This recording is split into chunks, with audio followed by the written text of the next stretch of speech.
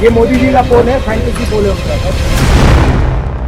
नमस्कार, आदाब, मैं हूं अबुल नस्र इकबाल। दोस्तों, कल एग्जिट पोल के नतीजे आए और नतीजे वही आए जैसा कि उम्मीद की जा रही थी। यानी हर एग्जिट पोल में एनडीए की जीत पक्की दिखाई जा रही है, उसे प्रचंड जीत दिखाई जा रही है। 340 के ऊपर ही लगभग हर एग्जिट पोल में सीटें एनडीए को मिलती नजर आ रही हैं। कुछ एग्जिट पोल तो ऐसे हैं जो इस बार एनडीए को 400 पार करा रहे हैं। यानी प्रधानमंत्री नरेंद्र मोदी का जो नारा था कि अब की बार 400 पार, तो कुछ एग्जिट पोल ऐसे हैं जो 400 पार भी कराते दिख रहे हैं।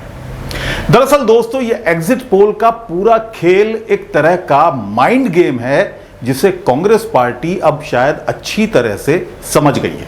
और इसीलिए कांग्रेस पार्टी ने, राहुल गांधी ने अपने कार्यकर्ताओं से अपील की है कि वो हौसला बनाए रखें। इसका नाम एग्जिट पोल नहीं है, इसका नाम मोदी मीडिया पोल है।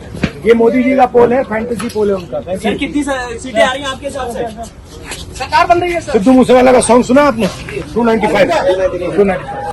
बिल्कुल इस बात से चिंतित ना हो कि एग्जिट पोल क्या आए हैं। ये 2 दिन तक जो माइंड गेम है, ये बीजेपी का माइंड गेम है, उसमें वो ना फंसे। अब जरा इससे जुड़ी खबरों पर मैं नजर डालता हूं। भारतीय जनता पार्टी ने एक मीटिंग बुलाई, यानी एग्जिट पोल के बाद ही मीटिंग बुला ली, आज ही मीटिंग बुला ली। 100 दिनों के रोड मैप की तैयारी के लिए यह मीटिंग बुलाई गई है। यानी अभी सरकार बनी नहीं है, एक्चुअल नतीजे आए नहीं हैं और भारतीय जनता पार्टी, प्रधानमंत्री ये मानकर चल रहे हैं कि सरकार उनकी बन रही है। आगे 100 दिन क्या करना है, अब उस रोड मैप के लिए भी प्रधानमंत्री ने मीटिंग बुला ली है। अभी तक सरकार नहीं बनी, नतीजे क्या आएंगे ये किसी को पता नहीं, लेकिन बीजेपी के नेता ये मानकर बैठ गए कि सरकार उनकी बन रही है। और इसी से जुड़ी दूसरी खबर भी आपको बताता हूं। कांग्रेस के नेता जयराम रमेश ने कहा है कि केंद्रीय गृह मंत्री अमित शाह ने पूरे देश में लगभग 150 डीएम को फोन किया और उनको धमकाया है।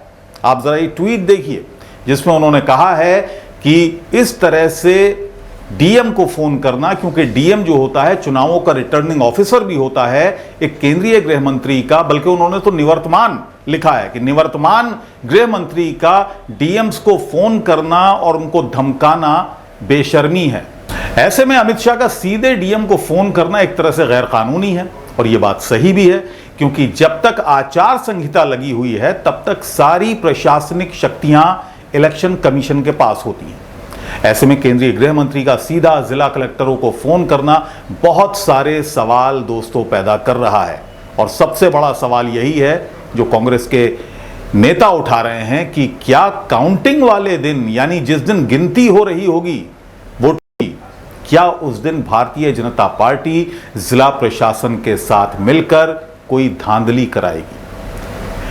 क्या कम मार्जिन से जो जीत इंडिया गठबंधन के कैंडिडेट्स को अगर मिल रही होगी तो क्या जिला प्रशासन की मदद से भारतीय जनता पार्टी उन कैंडिडेट्स को, उन इंडिया गठबंधन के कैंडिडेट्स को हरवाने का काम करेगी? यही वजह है कि कांग्रेस के नेता, खासतौर से राहुल गांधी, बार बार यही कह रहे हैं कि अपने कार्यकर्ताओं से कि वो हौसला बनाए रखें, ईवीएम मशीन्स के ऊपर नजर रखें, काउंटिंग वाले दिन पूरी तरह से मुस्तैदी दिखाएं। दोस्तों, पहली नजर में कांग्रेस की ये चिंता सही भी लग रही है, क्योंकि अगर आप क्रोनोलॉजी देखें तो पहले एग्जिट पोल आता है। एग्जिट पोल में बीजेपी के प्रचंड बहुमत का अनुमान लगाया जाता है। उसके बाद जयराम रमेश के अनुसार केंद्रीय गृह मंत्री डीएम्स को फोन करते हैं, 150 डीएम्स को फोन करते हैं। इसके बाद प्रधानमंत्री नरेंद्र मोदी एक बैठक बुलाते हैं और उस बैठक में ये मानकर चल रहे हैं कि अगली सरकार भी उन्हीं की बनेगी और 100 दिनों का एक रोड मैप इस बैठक में तैयार हो रहा है। इसके अलावा एग्जिट पोल के बाद एक जश्न का माहौल पूरे देश में आप देख ही रहे होंगे टेलीविजन चैनल्स पर। अलग अलग राज्यों की खबरें आ रही हैं, जहां जहां भारतीय जनता पार्टी के एग्जिट पोल में दिखाया गया है कि एग्जिट पोल में प्रचंड जीत भारतीय जनता पार्टी को मिल रही है। जिस राज्य में वहां के जो कार्यालय हैं भारतीय जनता पार्टी के, वहां आतिशबाजी की जा रही है, ढोल नगाड़े पिटवाए जा रहे हैं।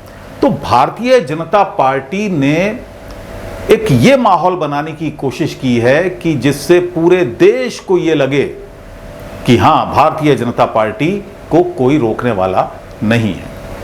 तो कुल मिलाकर भारतीय जनता पार्टी के नेताओं की एक कोशिश यह है कि चुनाव के असली नतीजे से पहले पूरे देश को यह विश्वास दिला दिया जाए कि उनकी जीत यानी एनडीए की जीत, बीजेपी की जीत पक्की है। और वोटों की गिनती के बीच अगर विपक्ष धांधली के आरोप लगाए तो देश की जनता उन आरोपों को गंभीरता से ना ले। और जो आंकड़े एग्जिट पोल में बीजेपी की जीत के दिखाए गए हैं, जनता वही जहन में रखे और उन्हीं आंकड़ों को असली आंकड़े मानकर खामोश बैठी रहे, कोई रिएक्ट ना करे।